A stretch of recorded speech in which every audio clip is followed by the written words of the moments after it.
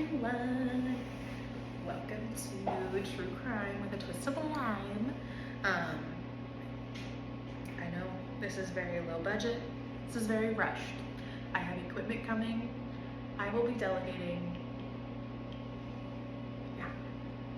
I'm not going to go very far into the backstory of the people. I will give information where it is necessary. We do need to establish the character of Michael because I think that is very important. But we are going to be discussing the staircase murders. There's a couple documentaries about this. You may have watched it. You may have even read Michael's books. Who knows? So, I'm going to give you a little bit of background about Michael because I think we need to establish his character right off the bat. So, where do I have? So first off, Michael was drafted for the United States Marine Corps. He fought in Vietnam. He received an honorable discharge because of a traffic accident and was permanently disabled. Okay, cool. He's hurt. And he was discharged. Remember, he was in an accident, a traffic accident.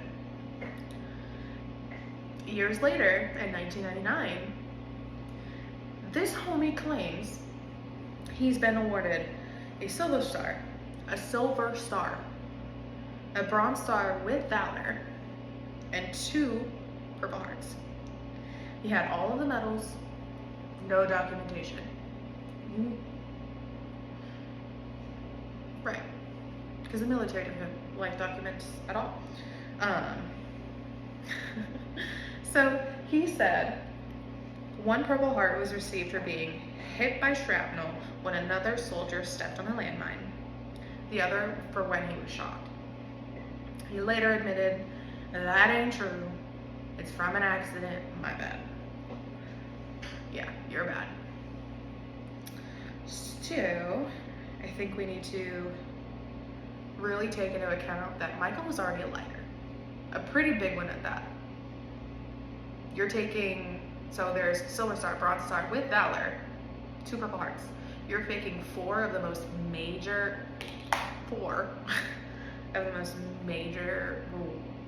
medals in the military. Yeah, okay. All right.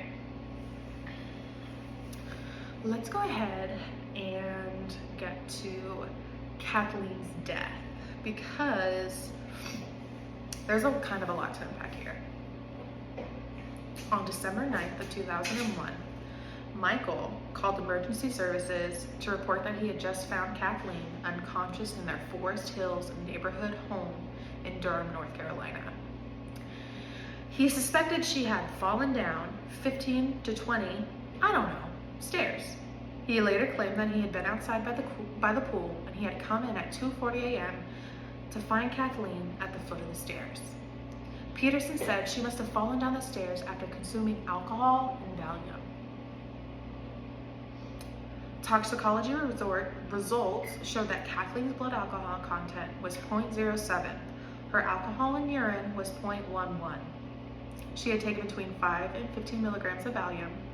The autopsy report concluded that the 48-year-old woman sustained a matrix of severe injuries, including a fracture to the superior cornu of the left thyroid cartilage and 7 lacerations to the top and back of her head.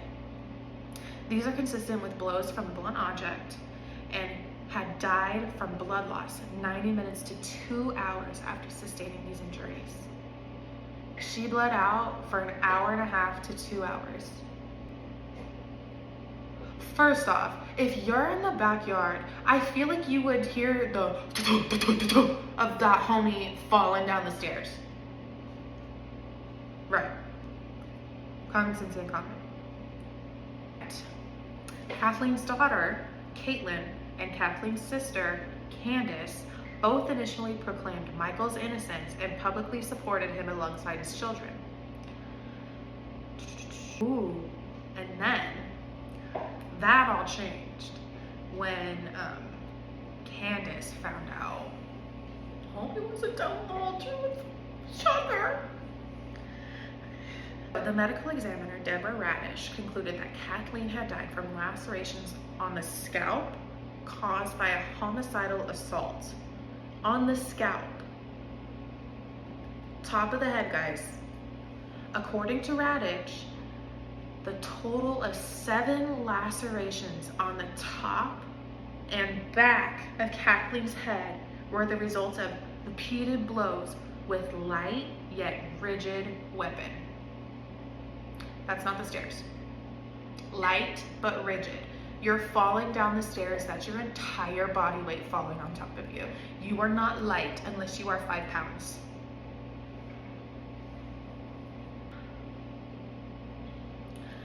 The defense obviously disputed this theory.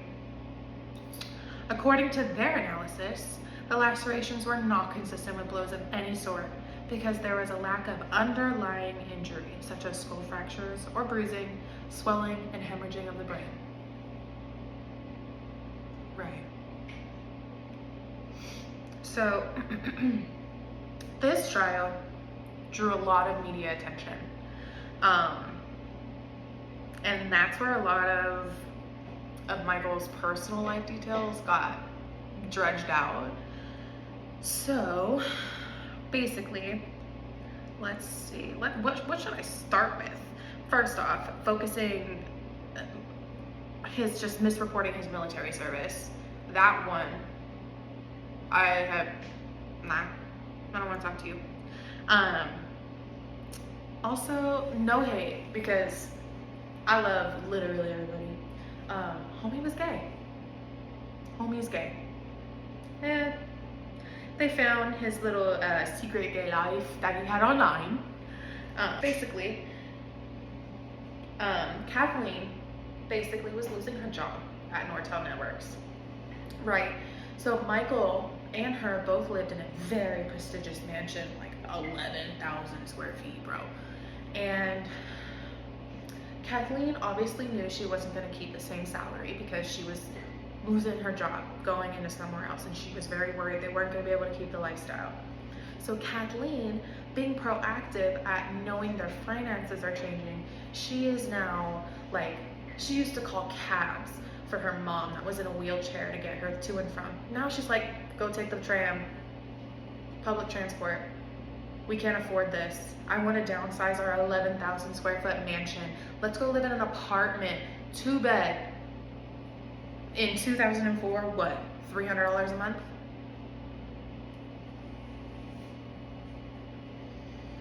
The prosecution obviously said that their marriage was happy. Blah, blah, blah, blah. Michael's not gay. Blah, blah, blah, blah. We have proof. And then we have motive, more motive than before. Homie took out a $1.5 million life insurance on his wife. Life insurance policy on his wife. Only a couple days before she died. My life co people. How sussy is that? Alright. Defense argued Kathleen accepted Michael's bisexuality and that the marriage was very happy, a position supported by Michael and Kathleen's children and other friends and associates. We all know we can hide things if we want to. If you don't want nobody to know, nobody will know. The prosecution said that Kathleen's murder was most likely committed with a custom-made fireplace poker called a blow poke. It had been gifted to the Petersons from Kathleen's sister, but was missing from the house at the time of the investigation. Later in the trial, prosecution produced the blow poke and said they found it in the garage. A juror contacted after the trial noted that the jury completely dismissed the blow poke. They did not give 2 Watsits, bro. They didn't care. And then would you be surprised if I told you this isn't Michael Peterson's first death? Right. First one was overseas in Germany. Elizabeth Ratliff, a friend of the Petersons who died in Germany of 1985. Funny. Falling down a staircase.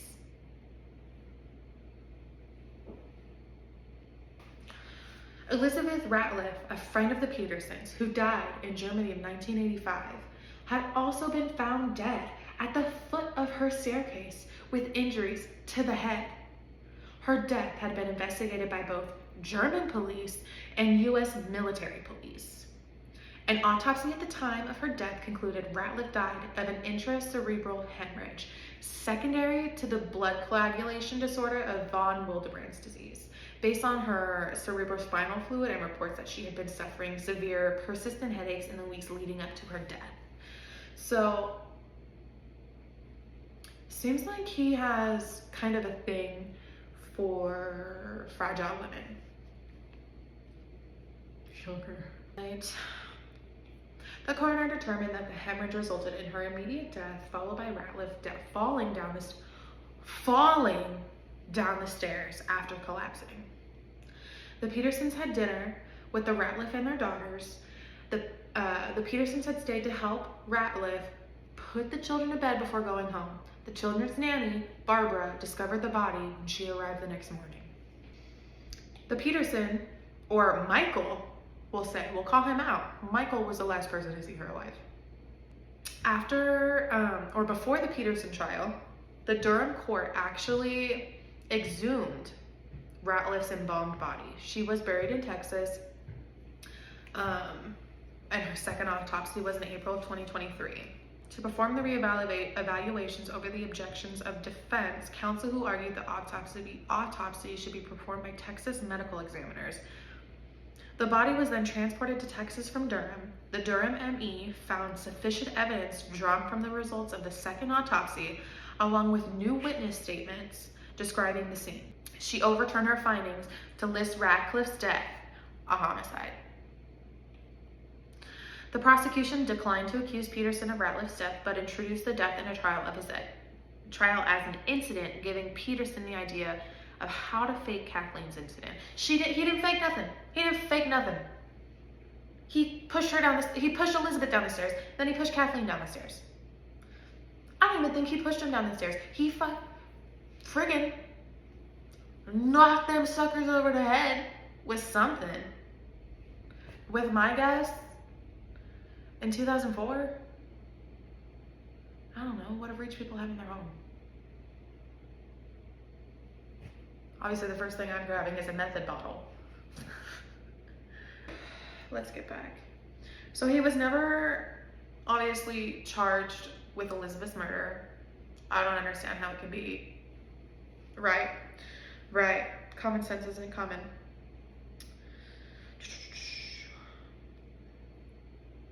They say there was very little blood at the scene of Ratliff's death. The nanny who was first discovered Ratliff's body in 1985 took the stand at Peterson's trial and testified that there was a large amount of blood at the scene.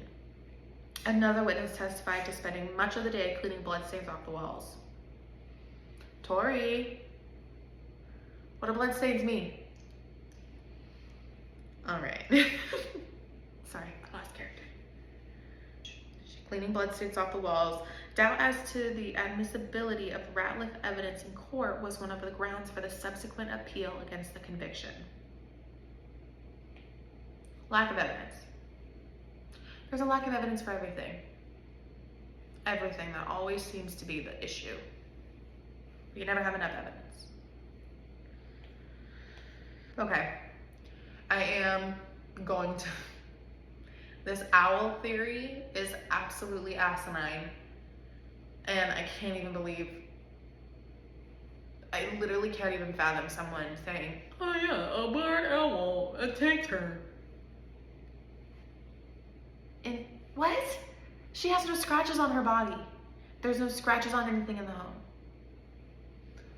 But I'll divulge. Weirdos. It's alright. We're all welcome here.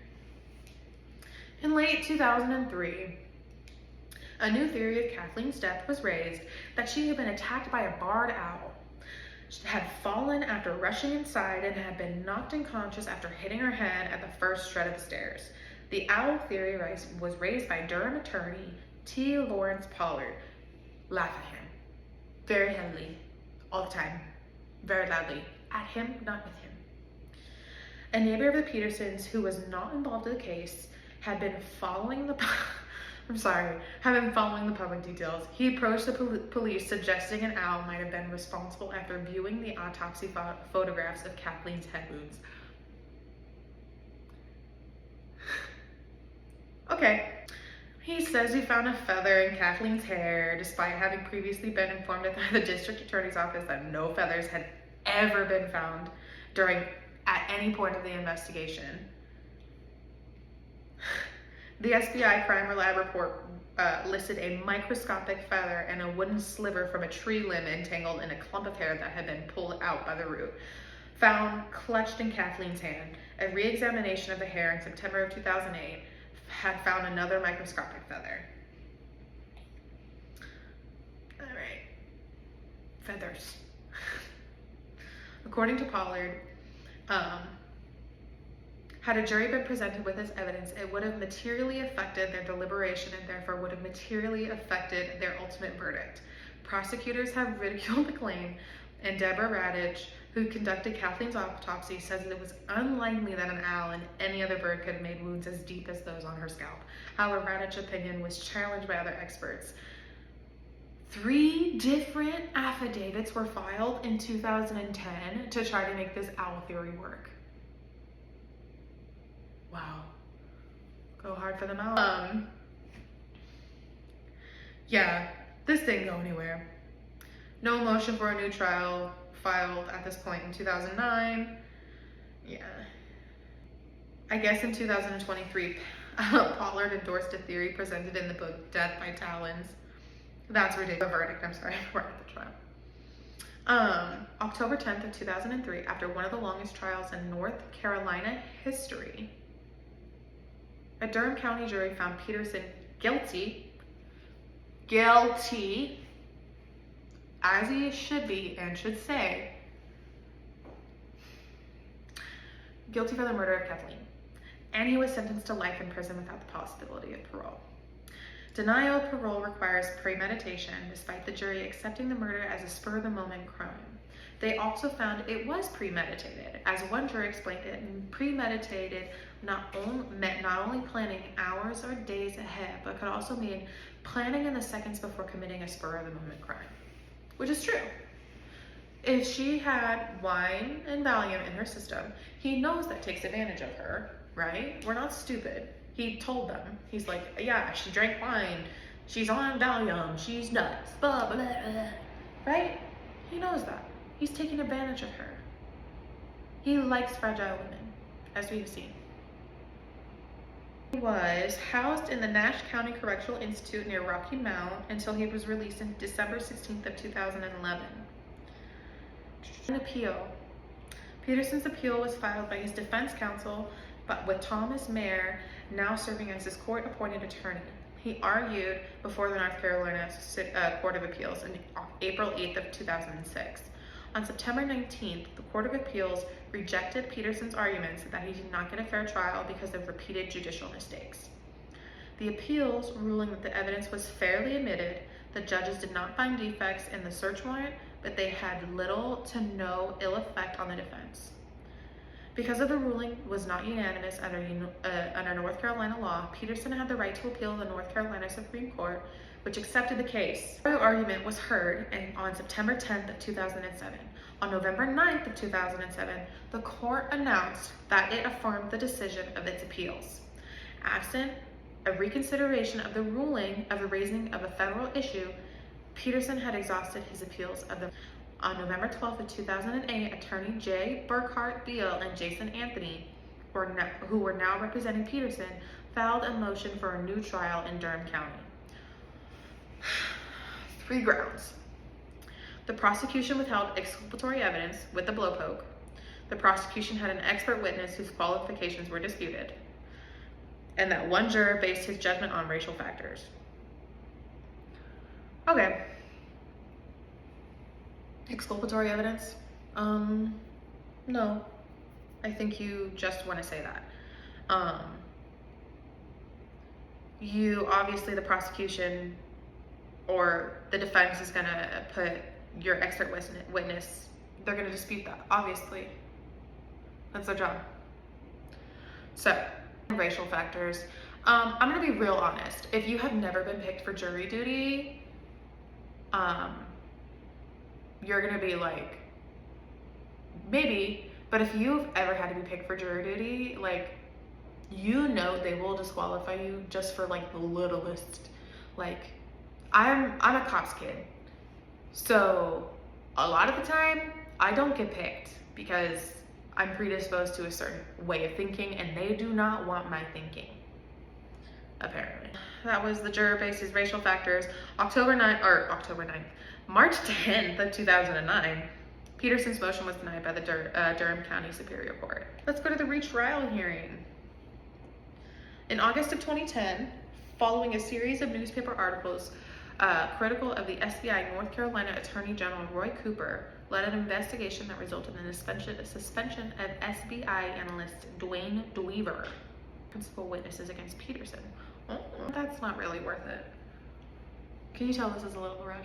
Yeah, they just didn't like the way you talked to the medical exam. One last thing before anything.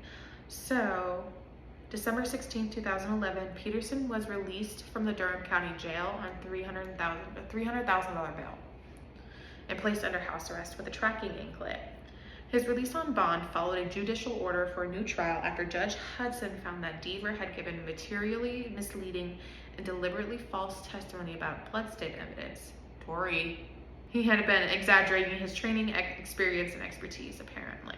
October 2014, the court appointed Mike Klinkuson to represent Peterson, replacing David Rudolph, who had been working pro bono on the case since Peterson's conviction was overturned. Yeah, I'm trying to get to the, where was it overturned?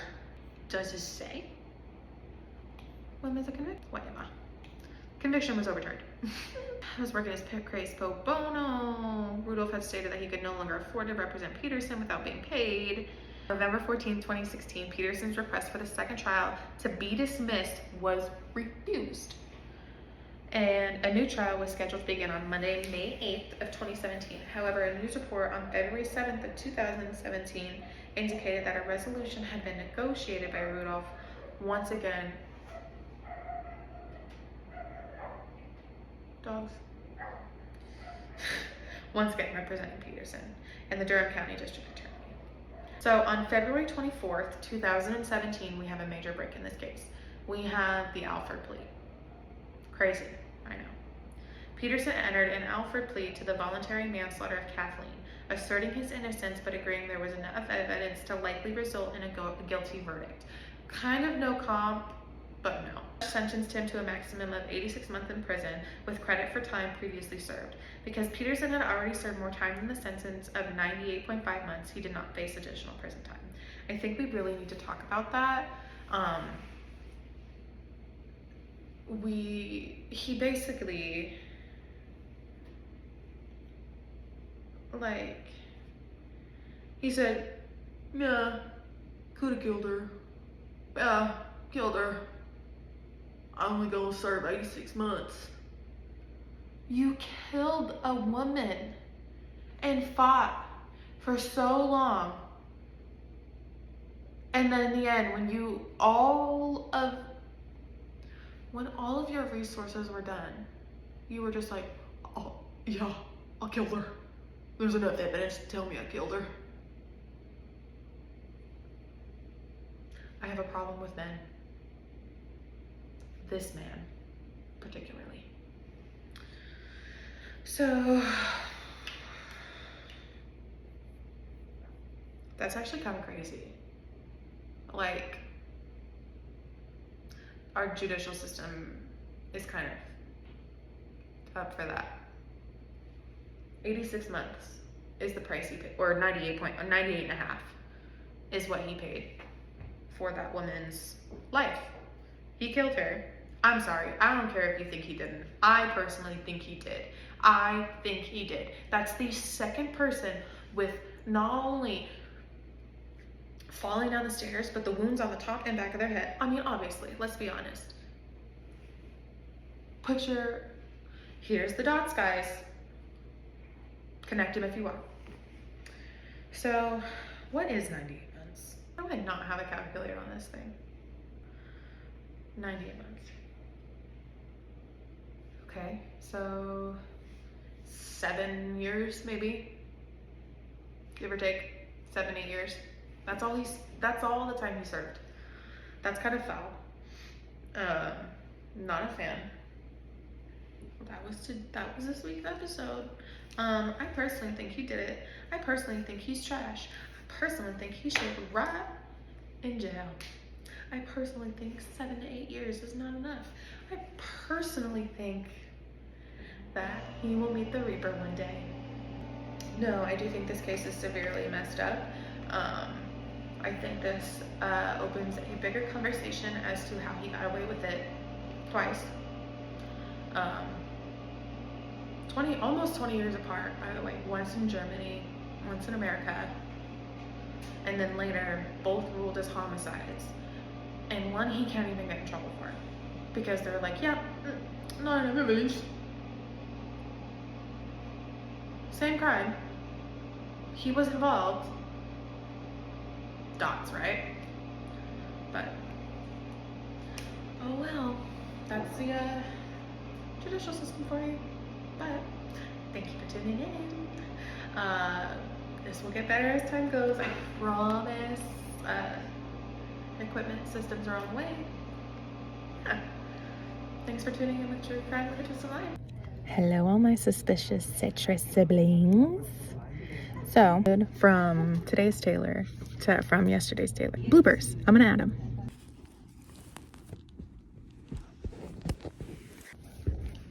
Hey, hold on. Go lay down. I'm trying to film an episode. We gotta talk about the staircase murders. We gotta talk about Kathleen and Michael, man. Oh, we gotta talk about Kathleen and Michael. What? We want to say hi to the podcast? Yeah. Our guests, apparently.